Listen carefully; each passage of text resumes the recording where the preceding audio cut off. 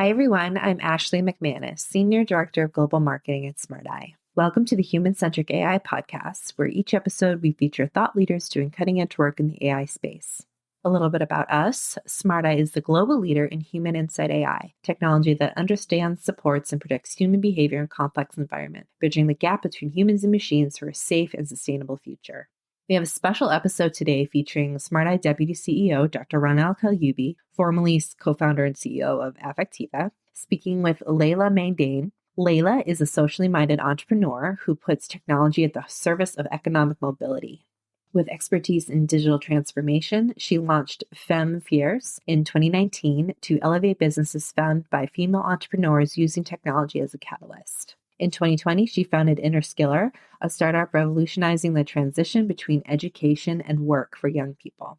Leila's influence also extends to her position on the board of Agoria Brussels and her active role in advancing the digital transition for women entrepreneurs in Europe. She was voted Inspiring 50 in 2022, Top 100 Most Influential Female Entrepreneurs in Europe in 2023, and is a member of the Belgium 40 Under 40. In this live stream, Rana and Leila discuss the AI landscape in Europe, especially as it relates to female entrepreneurs, how technology can be a vehicle for economic and social mobility, and topics around ethics, equity, and responsible use of AI. Let's listen in to learn more.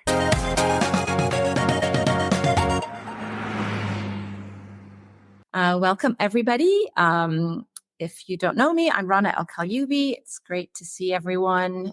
So I am in Brussels today, and for the next 10 days, actually, and I'm very excited to be here. You may have seen my updates. I'm on an Eisenhower Fellowship. Essentially, 70 years ago, President Eisenhower started this program where he had this insight that by bringing people from all over the world, from every corner of the world together, we kind of facilitate peace and prosperity for everyone. And so once a year, 10 US fellows are selected to travel abroad and explore an area of interest. So for me, I'm on this learning journey for the next 6 weeks where I am exploring AI ecosystems around the world. I'll do my fellowship in Belgium for the next 10 days, and then I'm off to India for 2.5 weeks. So I'm really excited about that. I've had a really busy day. I landed from Boston this morning, and I've been kind of in meetings all day long, and I've really enjoyed all the people I've connected with. I'm actually at the FARI Institute, which is Belgium's leading institute for AI for common good. And I've met people from Microsoft and from various organizations trying to advance the AI agenda. But I have a super special guest with me today, Leila Meydan, and she is one of the tech pioneers and social impact entrepreneurs in Belgium and the EU region. And I'm very excited to have you with us today. I'm very excited that you have me. Thank you so much for the great invitation. Hi, everyone. Nice to meet you all. I'm actually from Brussels myself, so this is home to me. So maybe you should tell us, where are we in the city? I know we're in the center. Exactly. We are. So we literally just next to Central Station. Central Station is the station at the center of Brussels. There's no other way to put it. You have the Grand Place, which is one of the most famous square in the entire world. You have Mont des Arts right next to us as well, which is super, super famous. Lovely. For the ones who've been in Brussels, you should know that it's actually very, very awesome spaces. And for the ones who haven't, then you should come. You shouldn't wait anymore, and you should come to Brussels. So why don't you introduce yourself? Tell us a bit about your origin story and some of the work you're doing. Awesome. So I'm 32. I love how in Europe you guys start with your age. Sometimes we do, because I look much younger. That's the first point. I look much younger. People give me between 22 and 25. So I think I have to make a statement and start with this. But I'm actually from Brussels. My father is Moroccan. My mother, she's Belgian Croatian. So I'm a mix of everything, like a real potion. And actually, I decided to launch a couple of different initiatives in the tech industry back in 2017, actually. So my goal in a nutshell is really to see how I can leverage technology for more economic mobility. So what I do, I'm very involved in education, in employment, and I'm trying to see how we can make employment more inclusive by having a better understanding of skills, because skills is at the core of education, skills at the core of employment. And we know right now that AI is transforming the employment market, the job market, and it's critical for people and for companies to understand which skills are the skills of the future so people can find great jobs and company can keep on growing.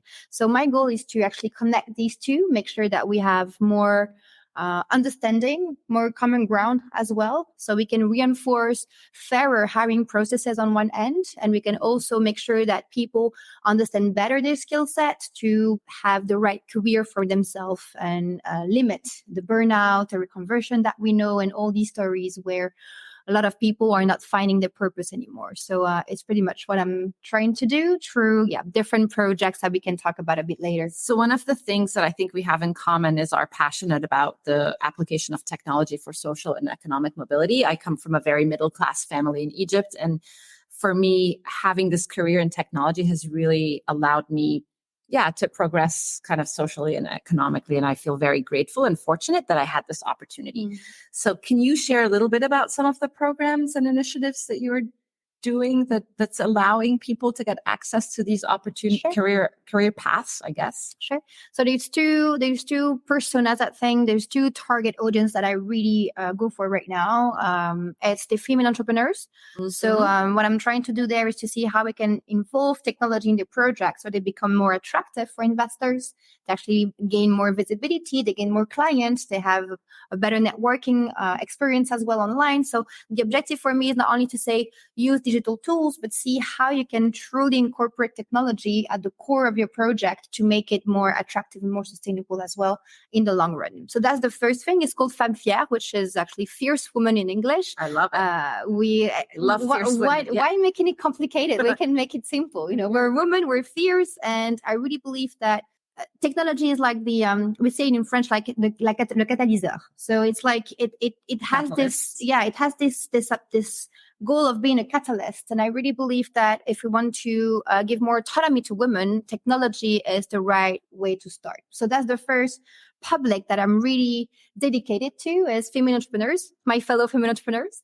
And on the second hand, I'm really focusing on young people. So we are targeting young people between 15 years old and 30 years old.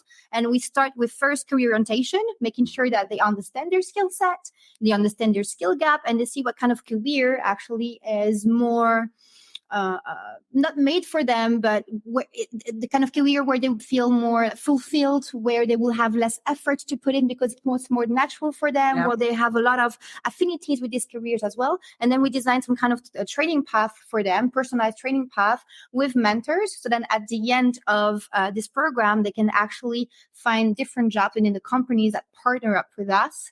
And through a skills-based approach, we are doing the match. So the objective is first help with orientation, then training, and then making sure that they can find the right job within companies, not based on their identity, not based on the demographics, but based on the skills that the company is looking for and the skills that the students have. One of the themes that came up in a lot of my meetings today at FARI is basically this idea that you don't have to be technical to get a job in the tech space, right? In fact, I would say we need a lot of non-technical expertise as well.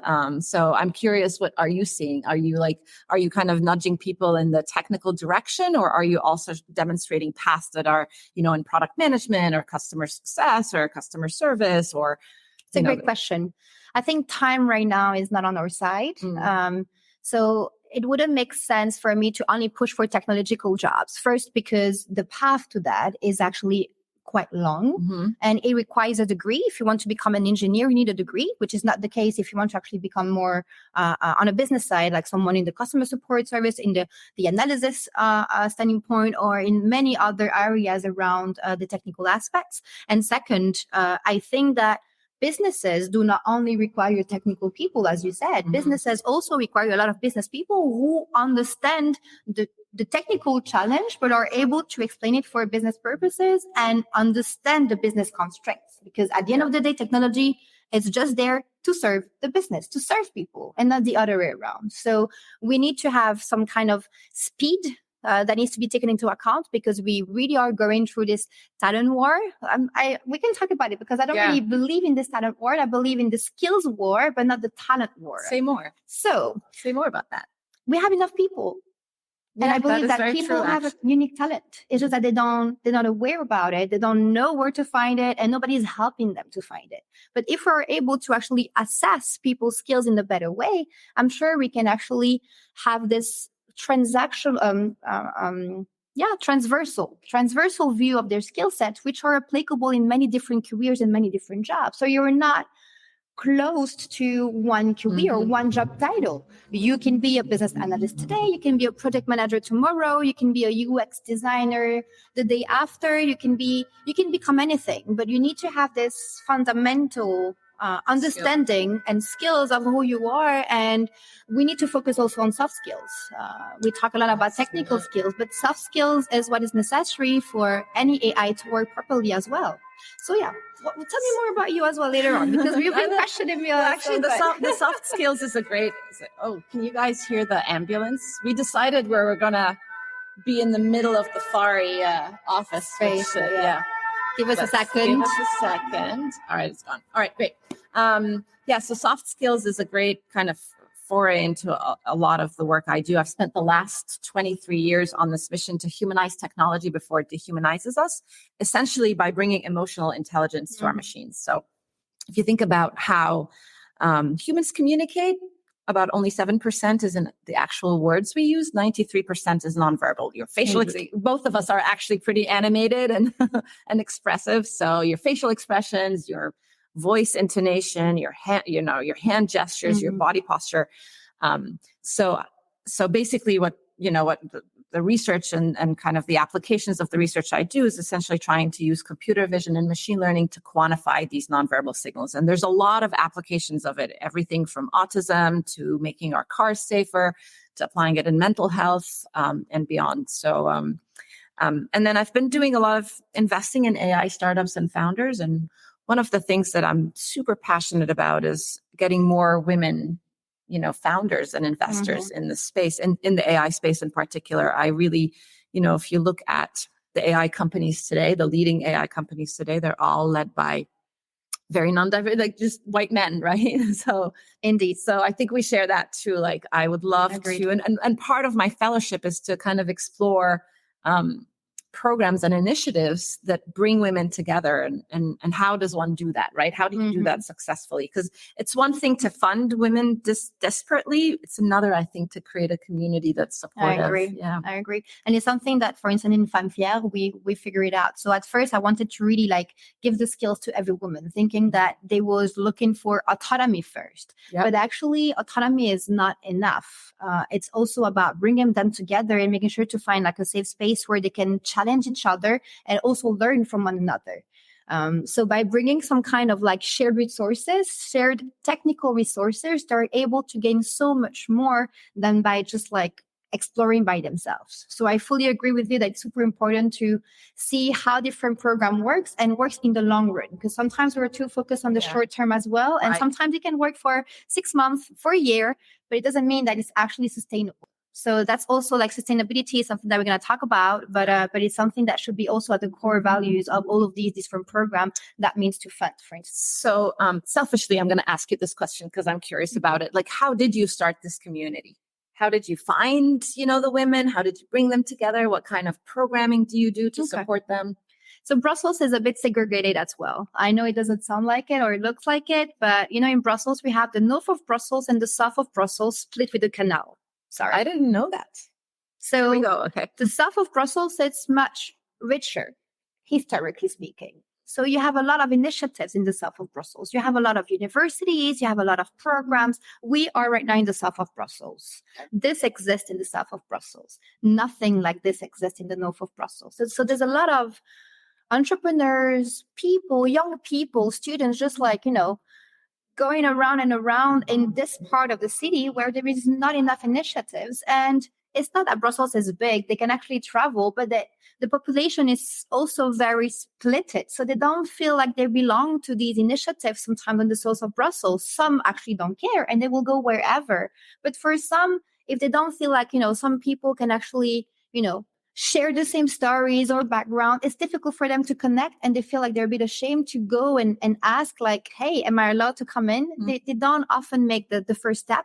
So I decided to actually look at the north of Brussels, because this is where I was raised. This is where I was born.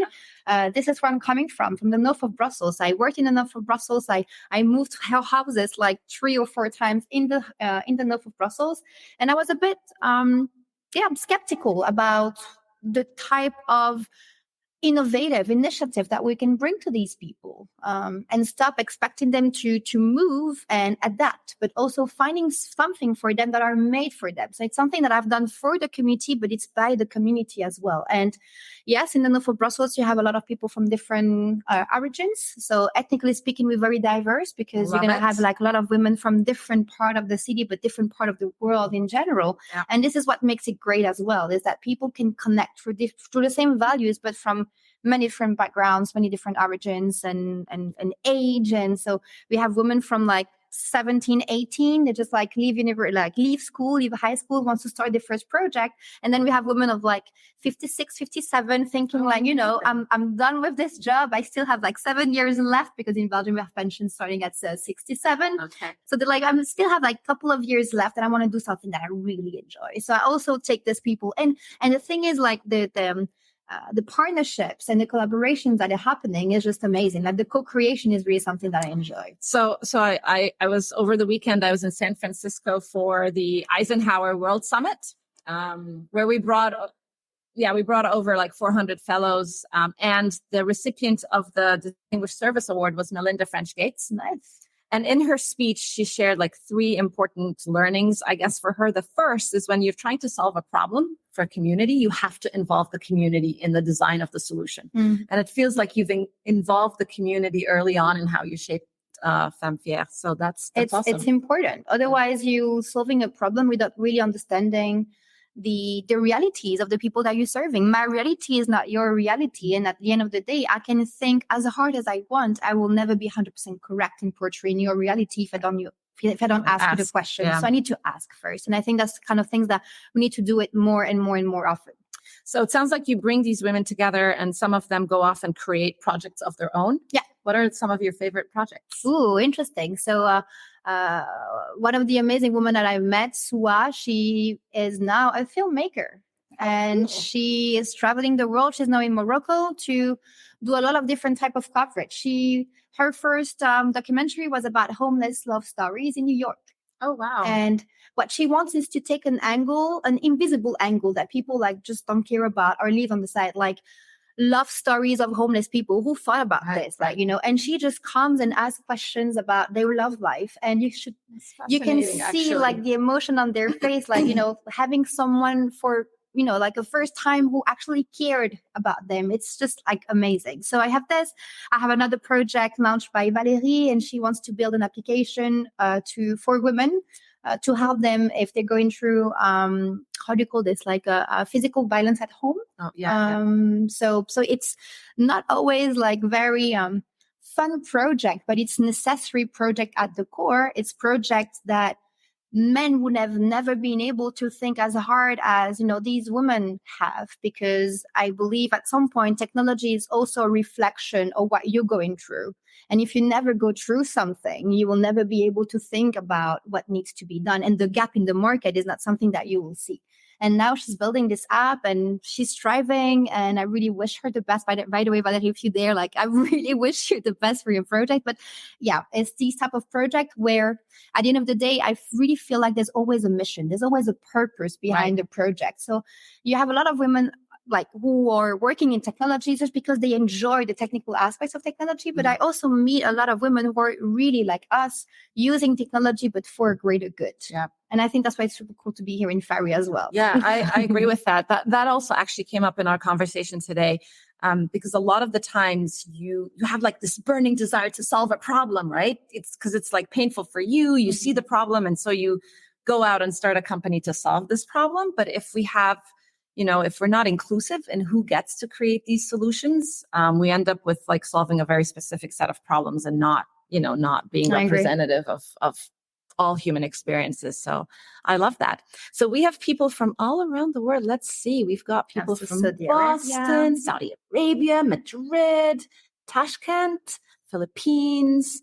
Hi, everyone. Hi, everybody. And we have some questions. All right. Tariq Fadl is asking, what's the program called? And actually, I think there's another, Ahad was also asking. For young people. For the reskilling. Yes. So it's called Interskiller.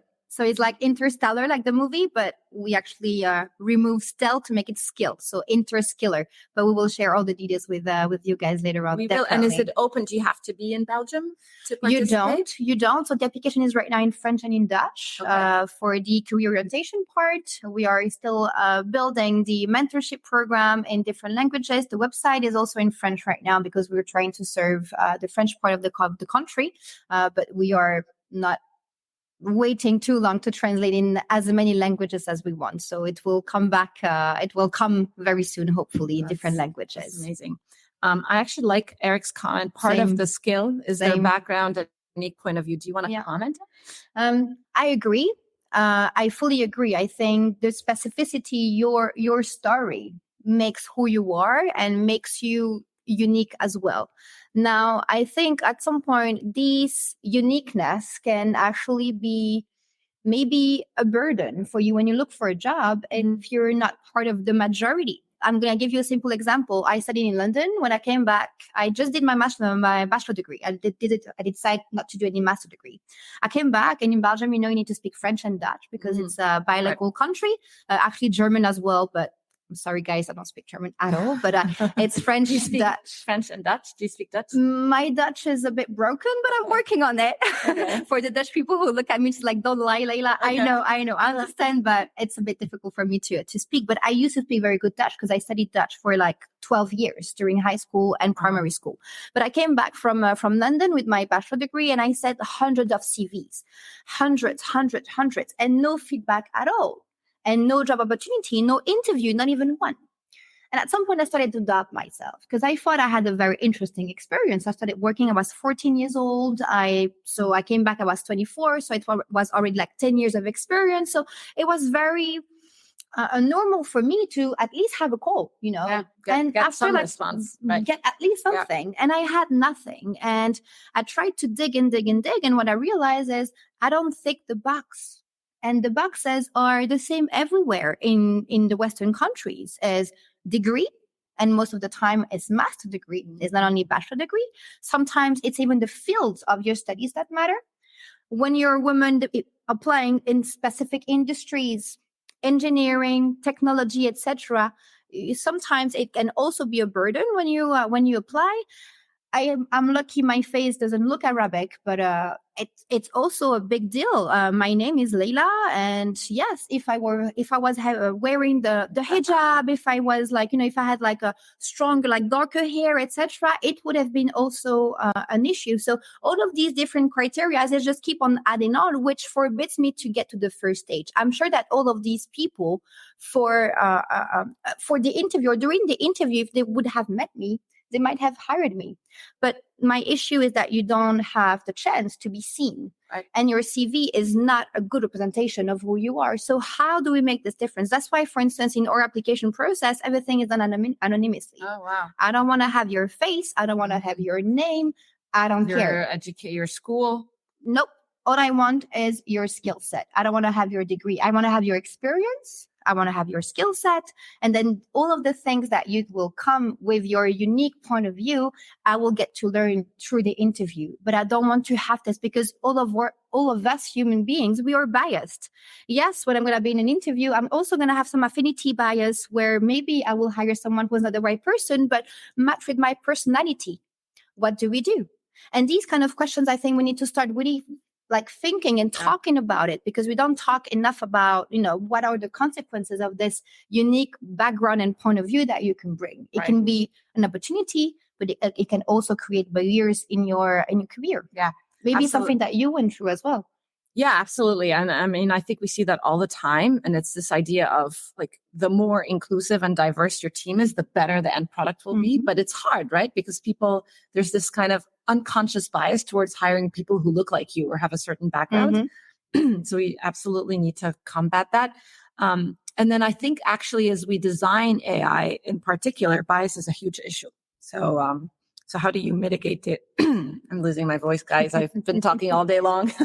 How do you mitigate data and algorithmic bias is something that I spend a lot of time thinking about, and my team spends a lot of time thinking about, especially in our field, right? Like as we quantify these kind of emotion expressions that people have and use to communicate, you want to make sure that we want to make sure that we're not biased in how we look at all of this. Can I ask you one question?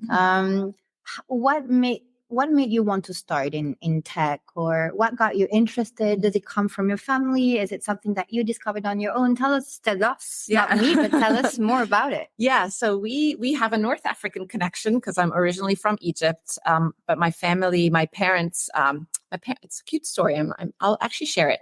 My dad taught COBOL programming in the 70s in Cairo, which is this extinct programming language. And my mom signed up to take the programming class. And he kind of was flirting with her. And she was like, no, we don't do this in my family. So he actually proposed and they got married. Yeah, I know, right? Awesome. And then they moved to Kuwait. We were there through the Gulf War and then moved to Abu Dhabi. But both my parents are in technology, basically. And so I grew up being exposed to like the latest technologies and gadgets and gaming consoles and whatnot. And I think that really influenced, our curiosity for technology. And I think the thing that I found the most, I guess, interesting about technology is how it brings people together. Like for my family, it just always brought us together. So that's been this theme of human connection has always been kind of a thread throughout my career. How can we leverage technology to bring people together, not draw people apart? So then I did my undergraduate in computer science, and I wanted to become faculty at the American University in Cairo. Awesome. So I decided to go abroad, get a PhD in the UK. Okay. But instead of going back to Egypt, I met this MIT professor at MIT, Rosalind Picard, and she invited me to join her team at MIT. So that's how I landed in Boston and been there full-time, 10 years, but all in all about 13 years. Amazing. Yeah, congratulations for this great. Yeah. And I think kind of this ability to reinvent yourself, because I thought of myself as an academic and then an entrepreneur when I started and ran the company. And now I'm morphing more into like maybe also wearing an investor hat. So what makes you so comfortable to change hat? Because for a lot of people, it's very scary to change careers, to change job title. Why do you think it's so easy for you and also for me and for some other people? Like it's more difficult to really go for what they really want. I actually think in this age of AI, like this curiosity and ability to relearn and reinvent yourself is going to be really key. For me, I'm a lifelong learner. I'm a lifelong learner, and I just love starting things from scratch. There's something really magical about these initial, like when you have deep conviction and you're passionate about an idea and you won't take no for an answer. So I just love, I love to do that, but I also love to be around people who are doing that. It's a very contagious, positive energy. So how about you? How did I start? Yeah. In tech? Also how do you, because you've continued to reinvent yourself and start new programs and initiatives. Indeed. So actually my father was also an informatician, like an IT guy. So he had his own like IT company.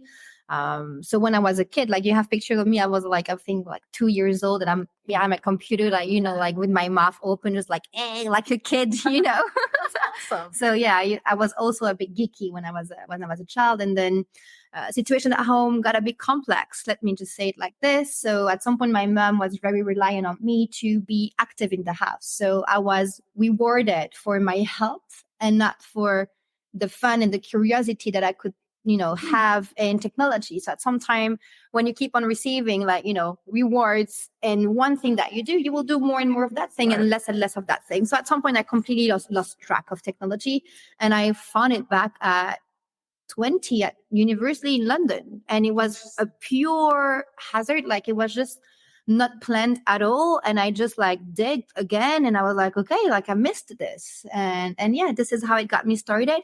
Again, I am not technical myself. I have technical abilities through the experience that I got, but my thing is really to find applicative solutions and build this applicative solution, but I don't really have like this technical background as such. And I'm more interested into ethics as well, which does not require massive technical skills when you're on the first layer of the topic, not the very deep layers. So that's how I started. And why am I reinventing myself? Because I think my biggest regrets in life, my biggest fear in life would be to have regrets. I rather have failures than regrets. So I rather just like keep on trying new things and failing at new things rather than just, like asking myself at 70 years old, I should have done this, right? I think this is the worst feeling that you could get. So I'm just trying every day to do my best. And today I'm doing Interskiller, Femme Fière, and other stuff. And tomorrow I want to build a brand. I want to also find, like a place in funding area. So I will actually call you in a couple of years. Absolutely. Maybe something in politics as well. I don't know. So, but all I know is that if there is something that I want to do, and if there is something that you want to do, you should definitely do it. Because what is the worst that can happen? Just doesn't work out. Just doesn't work out. And then you wake up the next day and you try something else. So I think having courage to do something new or different is definitely an important skill. And, I would also say I've surrounded myself with people who gave me that nudge when I needed it. And I think that's super important. I mean, I also had a lot of people who were don't do this. And, they were naysayers, but I think it's important to have a few people who are your kind of board of advisors who are going to nudge you. Agreed. Network is key. There is this saying, I think is you are the mix of the 2 or the 3 closest person to you, something like this, right? Yeah. I'm sorry for the English and that sentence is not that good, but it's something like this. You're just the mix. You're just the mix of the 3 of your closest friends. So surround yourself with interesting people who wants to learn. That's definitely something. We have a lot of questions, by the way, about Interskiller. That's great. Do you have free requirements for the program? No, it's free. Everything is free. You just need to. I will share the link actually, and you just need to go to the link and create your account. And again, our goal at Interskiller is to make it accessible for everyone, because all of these applications, you will find them in very good universities. But for the people who are going to other type of schools or who decide not to even go to school, then they are just left alone. So this application is really made for everyone, accessible in French and English everywhere, and it's going to be free forever. I love that. So Manar, just sign up, it sounds like. Sign up. All right, another question from Eric. What about college graduates who have no experience? How do you see potential there? I think college grad with no experience, I think it's not, first of all, it's not on them. What do I think? How do I see potential? I see potential in them, but I also see that college graduates and college itself should invest more into hackathons, into projects, because the knowledge that we are learning at university right now is not on point. It's completely not for all the schools, but here in Belgium or courses in our program is a bit obsolete. So we're still learning very odd technology. You talk about Cobalt. We're still learning Cobalt at university. Okay. We should learn Python. Right. We should learn JavaScript. We should learn React. We should learn Prompt engineering. We should learn all this stuff. So I think, we are not here in Belgium, at least we are not investing enough in real projects that can be leveraged then when you look for a job. Because if you have a portfolio ready on GitHub, for instance, then there is no real experience that is needed with an employer. You can actually just go to GitHub. The community of GitHub can actually put some comments or remarks and can give you some kind of validations about, the project or the code that you have built. So for these kind of jobs, for instance, tech jobs, it's also easy to show to employers, to show to companies that you have the right skills. The CV, again, just tell you that you were good at learning by heart. It doesn't tell you that you were good at applying your knowledge to something real. I want to give a shout out to one of my dear friends, Dr. Tanya Mishra. She ran research for Affectiva, my company, a number of years ago, and then decided to start her own company, My Sure Start. And what she does is she brings young people, often with very little technical expertise, and she takes them through a program where basically it's a reskilling program. Nice. And what I love about what she's doing is she looks for potential, right? Mm-hmm. The ability to learn fast, the curiosity, motivation, hard work, all of these key skills. Yeah, exactly. Soft skills again. Yeah. Soft skills, again, everybody has them.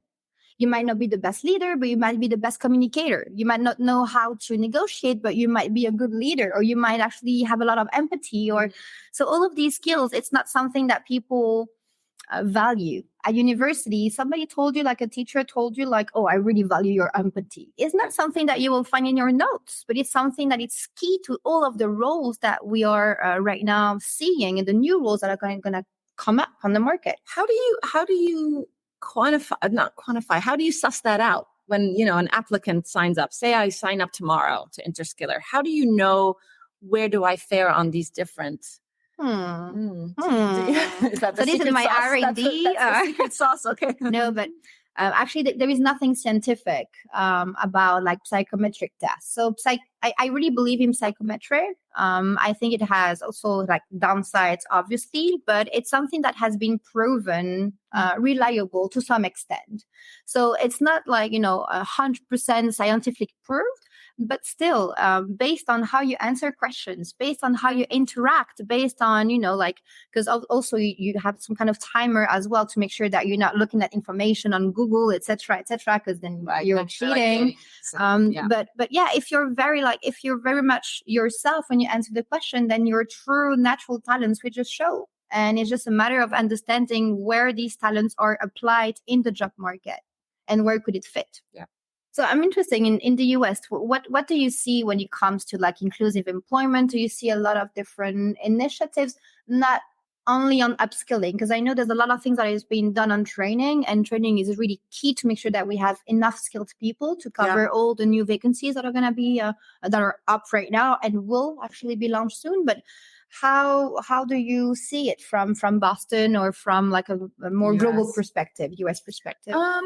One of the companies I'm invested in is called Adept ID. Okay. Fernando's the CEO, and they try to do something kind of similar to Interskiller, but not exactly. I don't think they're as focused on the soft skills part, but they basically look at like the job you're in right now and what are the technical skills, not technical in terms of coding, but even if you're like handling devices, they will take the underlying core skill and then map you to like, maybe you could do well as a pharmacist, right? Mm-hmm. Because you're handling like very precise equipment, and that translates into other fields. So they do a lot of that, and they're very focused on, people who may have not had access to schooling opportunities. So that's one example.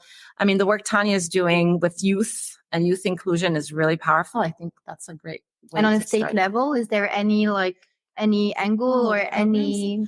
I don't know if anybody's watching here and of any like state level or federal, like US national kind of programs for not just reskilling, I guess, but like future of work kind of programs. Indeed, I don't know of any. That's something that Europe is doing, for instance. So Europe has like a complete track just about employment and reskilling. So it's called like a path to digital. So it's not only focused on AI, but it's focused on the digital aspect in general. And it's to train, I'm not sure about the numbers, but it's like hundreds of millions of people by 2030. Oh, and they really are like, they have unlocked a full budget for that across the different EU states. And the objectives is to fund different initiatives to make sure that we have the right skills in place. That's one of them. And then you have like other different programs when it comes to like AI, for instance. You have this AI Act, which has been released created in 2021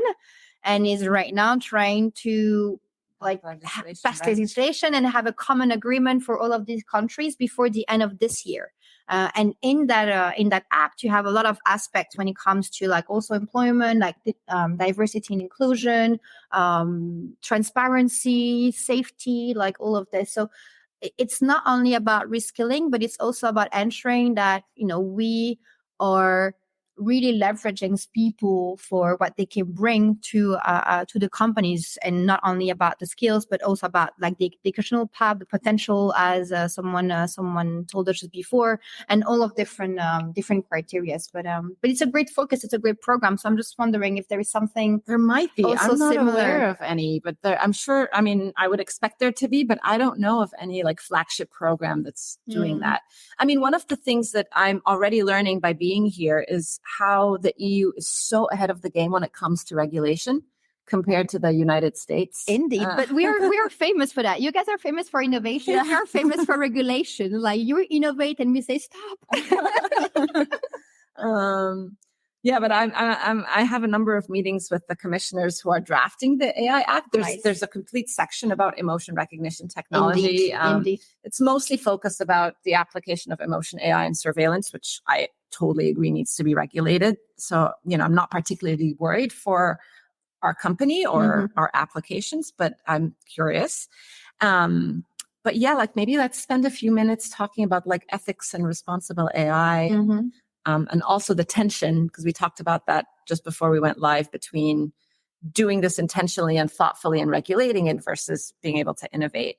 Indeed. Right? Yeah. Indeed. You mentioned that the Belgium in particular is or the EU is concerned that a lot of the innovation is coming either from the US or, China.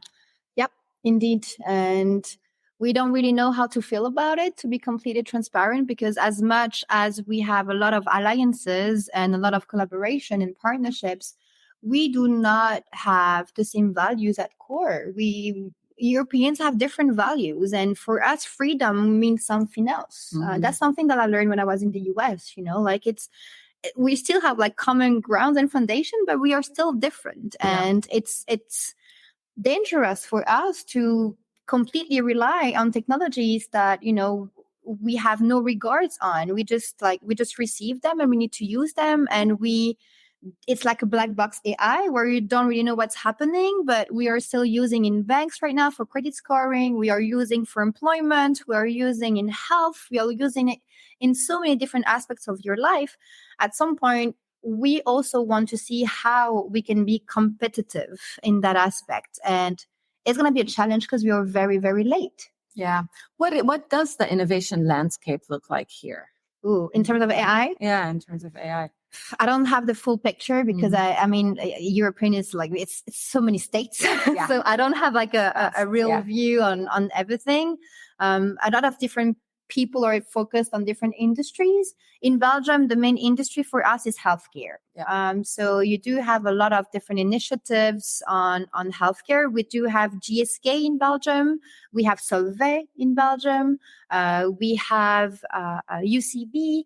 We have Johnson & Johnson. So all these, pharma / big pharma, it's in life science. It's there. So for us, health tech is quite huge. And you're going to have many different initiatives on health tech.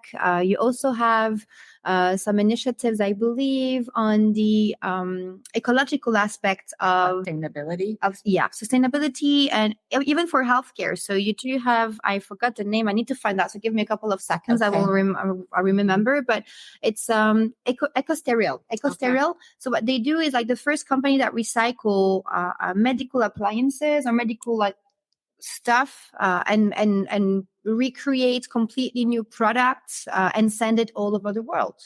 You're gonna have also like Odoo is Belgian. Like Odoo is worth right now like 3.5 billion euros, and the CEO is Belgium and the office is based in Belgium. It's used worldwide. Fari, I'm sure that they have also done some pretty much awesome stuff. I feel bad right now because I don't have every initiative by heart. I'm sorry. I'm actually very, I think I'm really interested in the intersection of AI and biology and the future of health and wellness. That's an area. Interesting. Yeah, because sensors are becoming ubiquitous. I wear my Whoop sensor all the time. And it's just very insightful in terms of sleep and physical fitness. And I think the next evolution is understanding emotional and mental states and mental health. But also the application of AI in drug discovery and diagnostics and interventions and therapeutics. I think it's such an interesting area, this kind of convergence of AI and biology. So maybe I should line up some meetings here. I will try to see who I can connect you to. That would be awesome. Awesome. Are you involved in any African countries actually regarding your company or through any initiatives that you have? Or are you working with the African continent? So Affectiva / Smart Eye, we have an office based in Cairo. Okay. That was very important to me. So when we first started Affectiva, I wanted to make sure we had a presence in Egypt. And our team there is amazing. Shout out to you guys if you're listening. We have about 60 people based in Cairo, in New Cairo. And they have a variety of roles. So our kind of data engineering team is based out of there. Our data annotation team the labelers are based out of there. So, I think that's amazing because we provide unique opportunities in the AI space. That's not really very common in Egypt. But I will say if the tech ecosystem and the startup ecosystem is really evolving in Egypt and I think North Africa. In general, yeah. Nice. I'm not really close to the tech and innovation kind of ecosystem in outside of North Africa. But are you? A bit in Kenya, yeah, but only in Kenya. And I hired an intern from South Africa, actually. So maybe it's him. Hi, Drew, if it's you. But yeah, it was a nephew of one of my former colleagues in one of the company I worked for. But yeah, I'm trying to create more and more connections because obviously Africa is a massive continent for growth when it comes to talent and talent. Yeah. So it's also like a content where I want to connect more and more.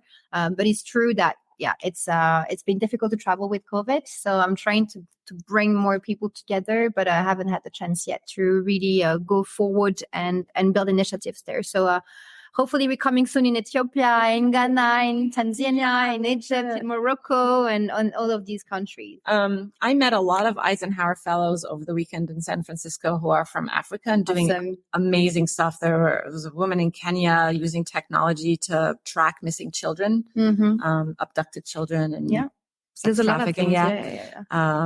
So anyway, I'm happy to. I'll find the right people and broker introductions. On a more technical note, there's a question I wanted to ask you. We know that technology is biased, algorithm is biased because of data, because of transformers, because of the models itself, because of a lot of different reasons. And sometimes here in Belgium, when it comes to conferences, we tend to put forward that it will be good to have more a balance in data. And we are looking for this balance in data. My fear, my point of view is that I'm not sure that we will be able to actually have at some point this balance and the right representation for all of the different groups because of, again, speed and how complex it is, because people are still using technology, but at the same time, we know there is still some inequalities in who is using technology, who has access to Wi-Fi, who has access to a smartphone, a computer, etc. So when it comes to gender, for instance, we know that right now in terms of gender, like data is completely not balanced at all. Do you think that at some point you will be able to have like 50% of, like male-driven data, female-driven data to ensure that we will not have, for instance, a nurse that is a woman and a doctor that is a man and that's a man. Indeed. So how do you feel about this? How confident are you? Well, I think it starts with the folks like us who are designing these solutions. I think we have to hold ourselves to a higher bar. A few years ago at Affectiva, when we were first kind of implementing all of these kind of machine learning pipelines, if you like, and we realized that bias was a real concern. And I was CEO at the time, I decided to implement, how like the senior leadership is usually compensated, like their bonus plans is usually tied to revenue. I said, well, in addition to driving revenue, we want to be able to drive kind of the mitigate data and algorithmic bias. And so I made sure that everybody at the executive team level is motivated to ensure that we implement these systems in our company. And then that trickled down across the organization. So I think it's important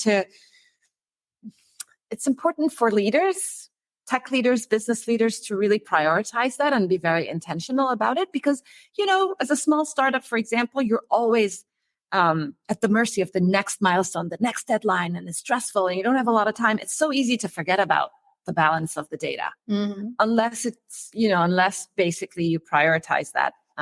One of the, I may have shared this before with you all, but we work in the automotive industry. And early on, one of our customers, a global luxury car manufacturer based in Europe, wanted to test our algorithms. So they sent us a data set, and the data set was literally it was probably their coders or their engineers. They were like young, blonde, blue-eyed men. And I was like, this is not representative of your customers. You're a global car manufacturer. And so we sent the data back, and it would have been easy for us to just test this data set and just send the results back and get paid. But instead we decided to I agree. Place a higher bar, and we sent the data back and we said, that's not diverse. Let's collaborate, and really, it's more expensive to build a more diverse data set. I agree. And to come back to, I forgot his name, but I think it was Eric's comment or Eric, about the background and how background is actually a skill itself. It's thanks to your background that maybe you were able to see that. Because if we take like other initiatives like Amazon, for instance, which in 2018 released this recruitment platform, and after not even 24 hours, they took it back and they actually removed it from market because they realized how biased their algorithm was, but it still went ahead. Same for some facial recognition initiatives or technologies. So it's thanks to your background probably that you were able to also see that you were not represented in the data set. Yeah, which is exactly why you need a diverse team around the table, right? Indeed. And more people actually studying this field to make sure that we can have this diverse teams. So in Belgium, we are or state secretary. So in Belgium, you have ministers and state secretary as well. And the state secretary of digital, he has the plan to push forward at the European level an EU agency for algorithms. Yeah, to enforce like algorithmic kind of convergence.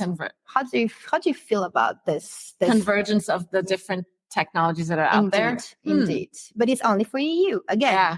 So how do you feel about this? And when it comes to what we said about, US having its own thing, Asia having its own thing, EU having its own thing, how do you see this EU agency for algorithms being, part of the market and interacting with all these other countries? Yeah. I mean, I think if the agency is going to be focused on things like transparency, explainability, responsible use, ethical, data and algorithmic bias, I think that's interesting.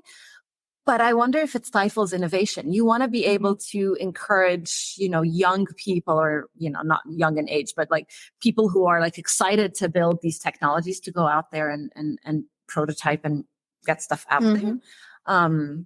So I don't know. I also don't know if it's going to work because, every day there's a new tool that's out, that's being developed and released. So how do you reinforce locally? Yeah. Because in Europe, we were very good at making plans. As you said, we're big on innovation. We're big on regulation. Sorry. We like to regulate because legislation are important for us because we are seeing how it happens in different parts of the world. And we want to make sure that we protect our citizens. So it's for us a good thing. Which is a good thing. Yeah. As you say, the downside of it is that it slows down innovation. So there is some kind of, again, balance to be found there to make sure that we do not kill innovation. And I forgot my question right now. But you were asking about like what do you think this agency, is it going to be successful and how, is it going to be a good thing or not? And if we can actually have more collaboration, because as you said, that maybe about innovation, it can kill innovation. But I'm thinking at some point, with new plans coming up, with new things that we are putting on paper, how do you reinforce it locally? And how do we make sure that from one application to another, we do not have like different regulation? When you look at Meta's regulation and everything, when it comes to like censure, when it comes to like all of these topics, it's very big for us in Europe. And we feel like there is not a lot of rooms for like exploration and more collaboration between the two continents. And I feel that we need to collaborate much more. So this EU agency for algorithms by itself, even though it's a European initiatives, I think if we do not tighten the connections and the collaborations with you guys, for instance, it might not be viable and sustainable in the long run as well. Yeah. I wonder if kind of what is the skill set, back to skills, right? What's the skill set of this agency, right? And is it going to be, is it more on the regulation side? So it's like you've got the EU regulation collaborating with the US regulation. Sure. I think it's more interesting if you got the innovators kind of collaborating with one another and the disruptors. Yeah, exactly. So to wrap up, what are you most excited about looking forward? Ooh, what I'm most excited about? Actually, I'm going to start with something because I'm most worried about right now, to be completely transparent. I think it's something that I need to be completely honest with you and with myself. I am most worried than excited. Okay. I'm worried. Why? Because I've seen in the past how our states sometimes handle situation and handles innovation. And when we look at, for instance, the new jobs that have been coming up on the market, most of the time, the reaction from companies was to fire people, to replace people with these awesome technologies, and understand they need to be more profitable. They need to be more they need to push for growth. I understand the basic principle, but yet I think the states position and the states should reinforce some protection of its people. And right now, with the people that I'm meeting, a lot of them are completely lost, and they know that their job might disappear, but new jobs are coming up. But from what we've seen so far in France, 2-3 weeks ago, a company fired. So they had around 250 employees. They fired 200 people and replaced them all in one day with AI. Oh, interesting. These people are just left with no jobs. I think technology has so much potential, but again, education is key. Yeah. We need to make sure that people have still a vision and a purpose. Otherwise, it's only going to create, some space where people are just lost, don't know what to do. And where people are just lost, it brings violence. It brings, some kind of negative feeling where people just are, turning in a circle and don't know where to go. And if there is one message that I can pass today is, I really want our government to focus on education, to make sure that people can learn the right skills and not be left alone at some point in the careers, because otherwise I don't see our society thriving like it used to. People first, not technology, not profit, people first. I love that. By the way, I always say human first. Yeah. Too, so that's awesome. I think, yes, we're going to lose a lot of jobs to AI, but I also see we're going to create a ton of new jobs. I'm not worried about that. Yeah, I'm worried about I'm worried about the accessibility of these jobs, because these jobs will still require skills. Right. And if we don't have it in Belgium or in the US, we're going to go look for them somewhere else. We need to train our people. We need to make sure that our people are not left alone. Yeah, I do worry about the digital kind of an AI divide that's going to happen. We talk about that a lot in our team. AI is not going to necessarily take your job, but a human who knows AI, who's really skilled. Yeah, exactly. So how do you stay at the forefront of all of these technologies? Indeed. I want to have your excitement. What are you most excited about? Well, I am most, especially in the context of this fellowship in the next 6 weeks, I'm most excited to meet diverse people in the AI space. Nice. And my hope, the idea of this fellowship is you come out with a project idea, and I would like to play a role in diversifying the face of AI. We need just more diverse ideas, more diverse people, more diverse points of views. And so hopefully I'll start to build a community around that. If I can be of any help, I'll be glad to be part of your community. You will totally be. Let's apply. Everyone here, let's apply to run as your community. Absolutely. Thank you all for joining us wherever you are. If you are, if you're interested in Leila's work, please follow her on LinkedIn. And if you're curious about my fellowship adventures, please check in on LinkedIn. I'm also doing a lot of Instagram takeovers as well. And I will share my insights and learnings. Thanks, everybody. Thank you for the great conversation. Yeah, thank you everyone for following us today. Bye.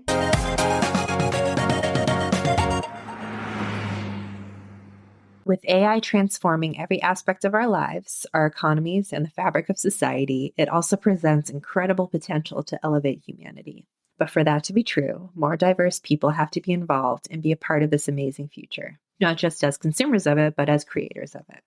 So I hope you enjoyed today's episode. Don't forget to subscribe to the Human Centric AI podcast on iTunes, Google Play, Stitcher, wherever you get your podcasts for new episodes. We are also on social media, so please reach us on Twitter, Facebook, LinkedIn, and Instagram to share any feedback you have on the show and weigh in on the discussion using hashtag Human-Centric AI Podcast. Don't forget to rate us and comment with your feedback to help make the podcast more discoverable for others. Until next time, thanks for listening.